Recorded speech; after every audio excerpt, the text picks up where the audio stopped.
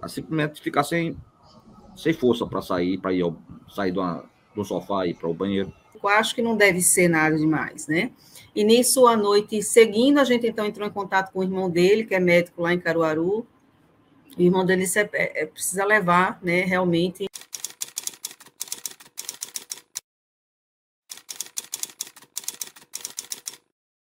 Eu fiquei com ele até ele entrar na UTI, né? E foi um momento assim onde ele já estava bem frágil, emocionalmente e nitidamente. Paulo é um cara muito forte, muito reprimido, assim, no sentido de se mostrar forte, se mostrar sempre pronto, mas era bem nítido a, a dúvida na cabeça dele. Uma das preocupações grandes aqui que eu tinha em minha casa era a seguinte: eu tenho minha esposa, tenho 2 filhos, um menino e uma menina, uma moça, um rapaz, e minha mãe, de 90 anos, ela mora comigo.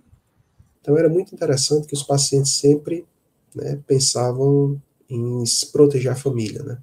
Eu estou aqui, mas quando eu voltar para casa, como é que vai ser? Foi difícil, porque a gente ficou todo mundo sem saber como agir, como fazer. O medo da contaminação era muito grande, muito grande. O medo da contaminação da gente passar por nossos parentes era mais difícil ainda. A gente ficava sem saber como agir, né? E quando chegou o primeiro Covid na UTI, eu fui a primeira a entrar. Teve um momento que a UTI estava bem lotada de Covid, e foi um momento difícil ali para a gente, muito difícil, né? A gente fica achando que a todo momento a gente vai se contaminar. E a gente também se coloca no lugar do paciente, né? Pensando como está também a cabeça dele, né? O medo de morrer e de contaminar outras pessoas. Então, assim, a gente ficava naquela tensão muito grande e depois a gente viu que o contágio do Covid era muito fácil, né? Era só você estar respirando no mesmo ambiente, tossindo, que aquilo ali você tem uma chance muito grande de pegar.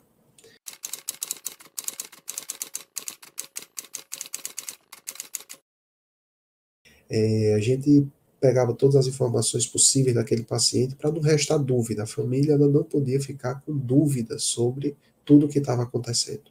E isso mostrou muito que a gente tem que ser muito forte emocionalmente, porque às vezes você tinha 20 histórias tristes para contar, às vezes você tinha 10 de histórias tristes, 10 histórias felizes, mas tinha dia que só tinha história triste, então você tinha que tentar realmente se preparar ao máximo, tentar abstrair o máximo ali do que você conseguisse para dar esperança a essas famílias do que a gente estava conversando. Então, sempre a conversa não era fácil, era uma coisa nova. O tratamento, na verdade, a gente começou a perceber que o paciente COVID, ele não era aquele paciente que a gente ia tratar principalmente com remédio.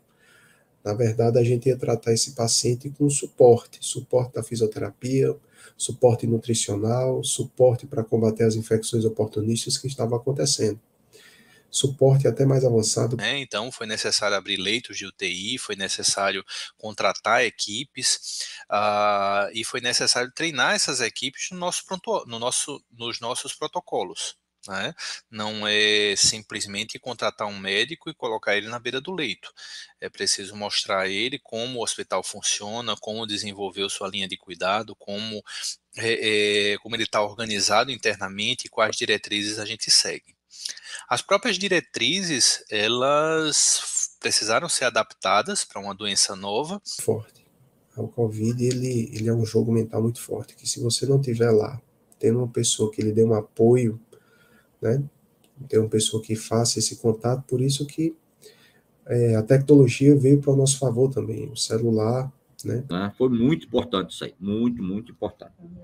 Para a gente, para mim, pessoalmente, porque eu estava lá, apesar do fato de estar no UTI e ter as pessoas ali junto, mas eu tinha uma pessoa junto de mim, embora eu tivesse calado o tempo todo. Depois eu vou falar um pouco mais sobre essa questão do período dentro da UTI, mas esse pessoal estava passando as informações para o pessoal em casa, então deu uma tranquilidade também muito grande.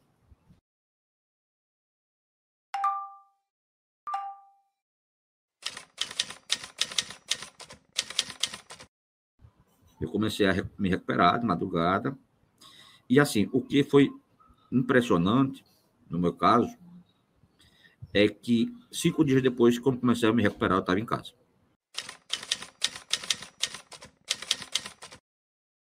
Com relação à lição da pandemia que ficou para a unidade, eu acho que assim, o hospital foi um hospital que recebeu a pandemia de peito aberto.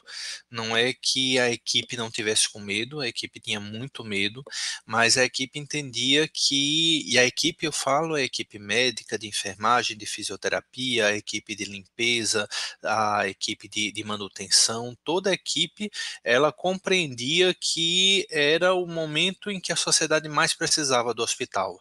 A sociedade pernambucana, a sociedade recifense, a sociedade do Nordeste mais precisava do hospital, e o hospital não se fechou, o hospital se manteve aberto. Eu, sinceramente, creio que eu tive uma segunda oportunidade de realizar coisas que eu sempre deixava para um segundo momento. A gente sempre tem que ter um chacoalho muito grande para a gente entender que a vida se vive hoje, não se vive amanhã. Né? E isso ficou muito claro.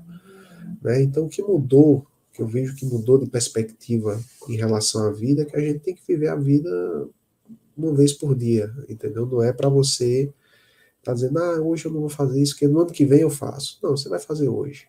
O ano que vem está muito longe. Semana que vem está muito longe. Né? Você tem que tentar viver o hoje, você tem que tentar viver o agora.